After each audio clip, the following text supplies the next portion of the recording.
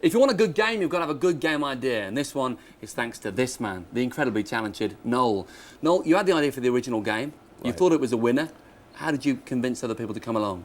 Right, first you've got to design the game onto paper. The characters, the worlds, with little images like these. Okay, and the idea of this is not only to see if it works in your own mind, but to convince other people that it That's right, is viable.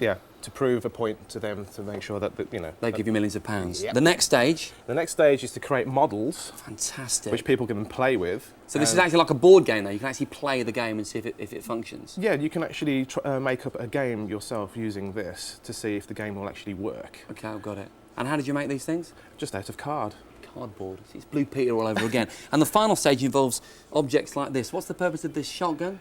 For marketing and for fun. Great. Do you have a fight, the showdown? Yeah, go on then. Brilliant, go for it. So you've got a bunch of cool characters, but you've got to have an equally cool place for them to live. That's your job, Dominic. You're a game designer. You work specifically on the worlds in Team Buddies. How do you go about making those? Well, you start off with an idea. You take the initial thing, which is in this case a park, and you try and do something original with it. So each level's different. In this case, we wanted it was the first level of the game, so we wanted everything to be quite simple. Yeah. So we planned out the level, textured it up, and then we have to put it into 3D, which is done by taking individual squares and raising and lowering the land around it. So you get some quite nice effects you can see here. Okay, so this is a tool, a piece of software that's used for developing all the levels. The park is the most basic. What's the most complex? What's your favourite? My favourite level is quite late in the game called Temple Tantrum, and it's an Inca temple. Again, it's quite simple, but when you actually start playing it, it can be quite exciting.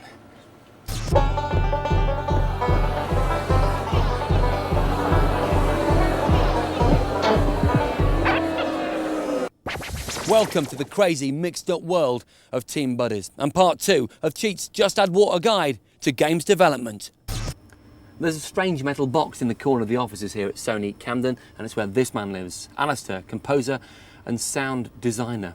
Now, you're the man responsible for all the sounds in Team Buddies. Where did you start? Right, well, the game's made up of 3 different elements in the sound. We've got the music, sound effects and a speech. Okay. And then they all come together, and here's an example of some of the sound effects that are in the game, which original source materials taken off sound effect CDs, mixed together, manipulated. And what does it sound like? And here's a sound of a missile and hitting a target. And with the voices as well, we've got like loads of voice actors in. Okay, some great accents from all around Britain and Europe. Loads and loads. And one of my favourite ones is the cyborg. Okay. This is what he originally sounded like. Okay.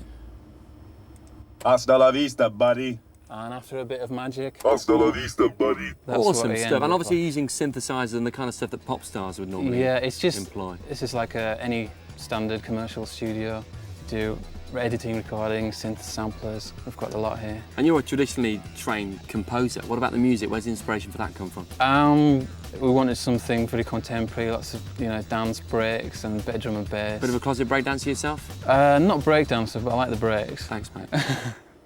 So Noel, to make a game like Team Buddies, it's got to cost a couple £100,000. How do you make the bosses upstairs agree to give you the money? Well, we've got to prove that it will make the money back, and the way we do that is to sell the product to a wide range of audiences. Okay, and the guy's pretty cute, but he's also got attitude, isn't he? Yes, he does.